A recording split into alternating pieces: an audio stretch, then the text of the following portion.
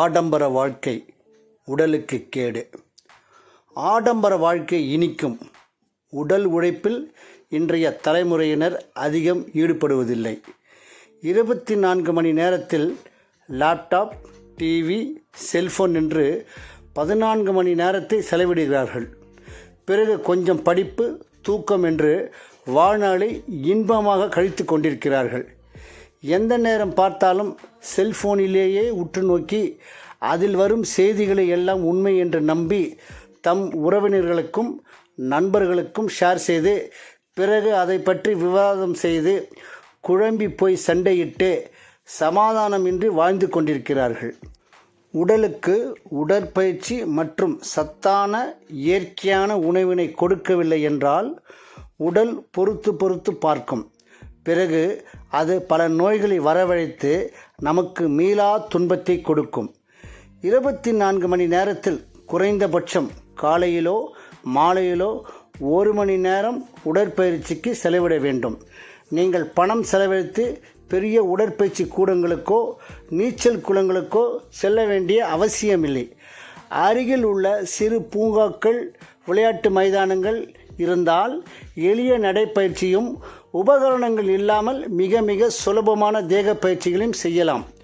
மூளைக்கு மட்டும் வேலை கொடுத்தால் உடல் பெருத்து உள்ளுறுப்புகள் எல்லாம் சரியாக தங்கள் பணியை செய்யாமல் நம் உடலுக்கு பெரிய கேடுகளை விளைவிக்கும். மருந்தும் மாத்திரைகளும் நிவாரணம் கொடுக்கும் என்று நினைத்து கலராக மாத்திரைகளை விழுங்கினால் அது குறுகிய காலத்திற்கு மட்டுமே சுகமளிக்கும். அது தொடர்ந்து நீடித்தால் இரத்தம் கெடுவதுடன் ஈரல், கிட்னி முதலிய முக்கிய உறுப்புகள் கொஞ்சம் கொஞ்சமாக தன் செயல்பாடினை இழந்து சிறிது காலத்தில் முழுவதுமாக செயலற்று போகும். 70 வயதிற்கு மேல் வரவேண்டிய பல அரிய நோய்கள் 20 வயதிலேயே வந்து இளம் பருவத்தினரை ஆட்கொண்டு ஆட்டி படைக்கிறது.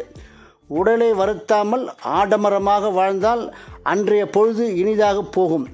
விடியும் பொழுது எப்படி இருக்குமோ, என்ன பிரச்சனைகள் உடலுக்கு வருமோ என்பதை எதிர்பார்த்து நாம் வாழ்க்கையை வாழ வேண்டி இருக்கும்.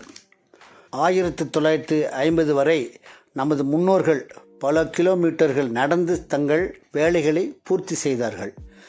மாணவர்களும் நடந்தே 4 முதல் 5 கிலோமீட்டர் வரை சென்று படித்து நல்ல புத்திசாலிகளாகவும் பலசாலிகளாகவும் திகழ்ந்தார்கள். 1960 பிறகுதான் கார் அதிகமாக விற்பனைக்கு வந்தது.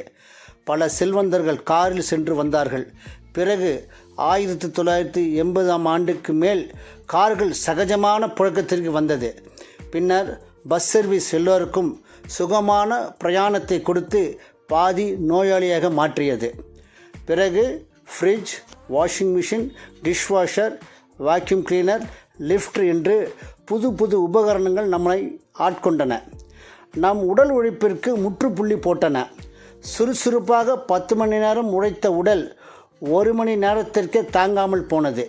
இப்படியே போய்கொண்டிருந்தால் நம் உடலின் நிலைமை என்னவாகும்? சிந்திக்க வேண்டிய தருணம் வந்துவிட்டது. சமச்சீரான உணவு, நல்ல காற்றோட்டம் உள்ள இடம், உடற்பயிற்சி இவைகளை கடைபிடித்தால் நமது வாழ்க்கை நோயின்றி அழகாக நகரும். இல்லையென்றால் நோயினால் தகர்ந்து போகும். சிந்தனையில் ஆடம்பரம் தேவை. வாழ்க்கையில் எளிமையும் அழகும் தேவை. வாழ்க வளமுடன்.